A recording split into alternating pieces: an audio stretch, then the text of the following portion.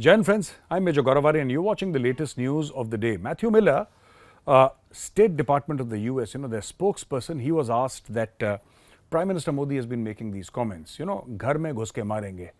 We will eliminate you after entering into your house.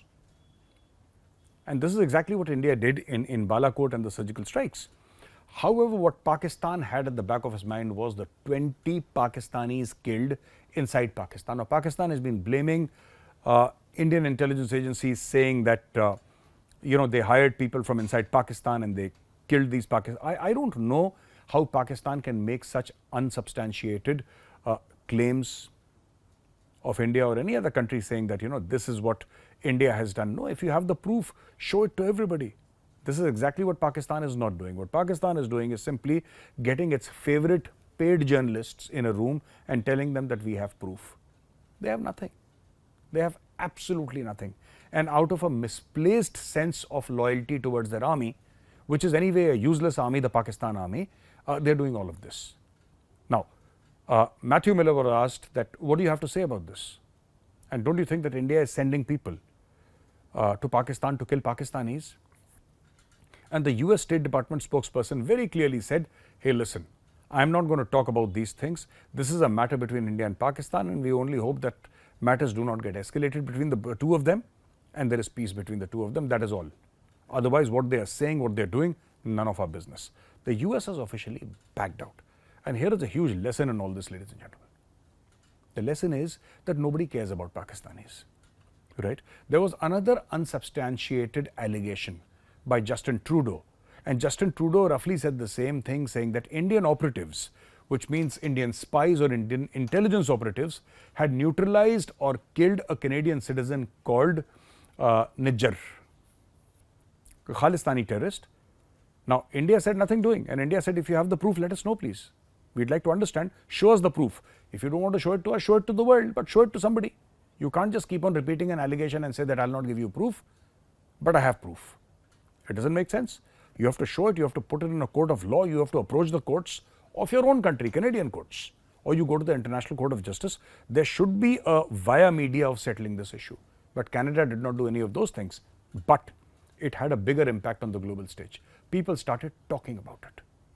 One citizen, one Canadian, was killed due to rivalry. His own people killed him. Their Prime Minister, because of political reasons, decides to blame it on India, and it creates a muck.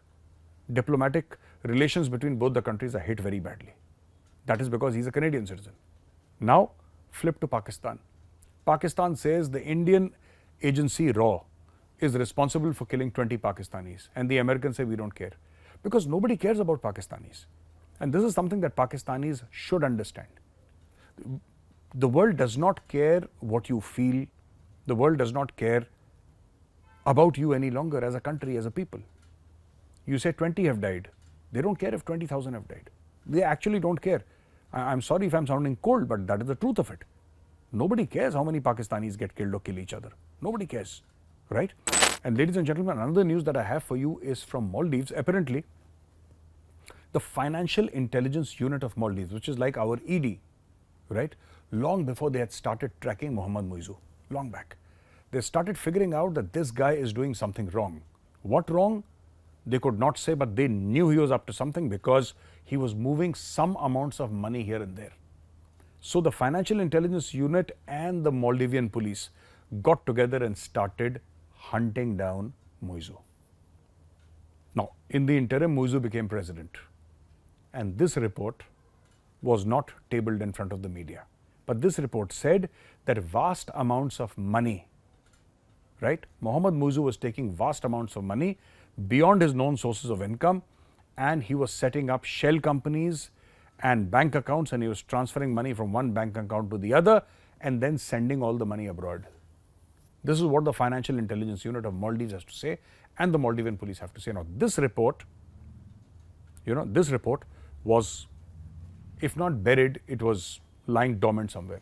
Nobody spoke about it because, after all, Mohamed Muizzu is the president. Now, what happened later was very simple, right? Opposition leaders got a whiff, they collected copies and they put it out on Twitter. It was all over the place. Everybody saw it that Muizzu was taking money, and Muizzu was also laundering money. Huge amounts of money were being laundered. I have maintained that Muizzu is on Chinese payroll. I've said this very often. A lot of people objected to it and they said, no, you are against Mohamed Muizzu. I don't know Mohamed Muizzu. Why should I be against or for Mohamed Muizzu? The fact of the matter is he's getting money, and now his own people are saying exactly the same thing that I've been saying for so many months. This man has taken money from the Chinese. Now, the report does not say Chinese, I am saying Chinese, but this part of my accusation will also come to be true very shortly. Mohamed Muizzu has taken money from the Chinese for various projects. Ras Malay is one of those projects, and what he is doing is funneling money outside for a cushy future. This man is corrupt. This man, on Chinese insistence, and because he had taken Chinese money, spoiled the diplomatic relations between New Delhi and Malé, and this man got Indian troops out because he fought elections on the say-so of the Chinese on an India out slogan and an India out platform. This is exactly what Mohamed Muizzu is, and today Mohamed Muizzu is running from pillar to post. The opposition is saying impeach him. The opposition on the floor of the parliament is saying impeach this man, he's corrupt. I also want to tell you one more thing. It is not just about Mohamed Muizzu's corruption. Do you know, per capita, there is no other country that has sent more people to join the Islamic State and Maldives. Maldives is a very small population, by the way. It's a very small country with a very, very small population. But per capita, percentage wise, there have been more Maldivians joining the ISIS than anybody else. Maldives is a highly radicalized nation. In spite of all these lovely 5-star and 7-star luxury resorts, in spite of everything, the heart of Maldives is dark because so many young people in Maldives are joining Islamic State who look up to organizations like Al-Qaeda. They think that, this is what Maldives or Maldivian kids would want to be in the future. The hero is Osama bin Laden. For many of them, they're joining the ISIS, they're still joining the ISIS, and one must look deeply and investigate deeply, what is this Muizzu character doing? Is it only bribes for himself? Is he also funneling money to the Islamic State?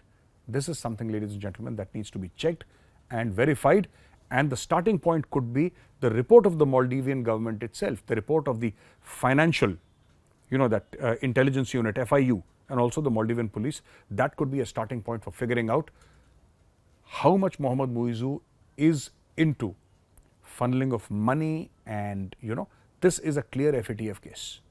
Clear FATF case. So, ladies and gentlemen, with that I come to the end of my video today. I hope you liked this video, and if you did, press the like button.